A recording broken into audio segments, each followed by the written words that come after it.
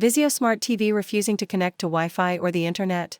Don't stress, in this video, quick fixes. Step 1. Restart your TV and router. The most common fix is a simple restart. Unplug your Vizio TV from the wall socket. Unplug your Wi-Fi router as well. Wait about 1 minute. Now, plug the router back in, then your TV. Try reconnecting to Wi-Fi again. Step 2. Check your Wi-Fi password. Sounds basic, but double-check your Wi-Fi password. Make sure you're typing it correctly, paying attention to capital letters, numbers, and symbols. Step 3. Forget and reconnect Wi-Fi on your Vizio TV remote. Press menu Network Connection Wireless. Select your Wi-Fi name, choose Forget, then reconnect by entering the password again. This clears out old connection glitches. Step 4. Switch to 2. 4 GHz Wi-Fi. Some Vizio TVs struggle with 5 GHz networks. If you have dual-band Wi-Fi, try connecting your TV to the 2. 4 GHz network for a stronger signal. Step 5. Check for updates. Go to Menu System. Check for updates. If an update is available, install it. Sometimes, outdated software blocks the internet connection.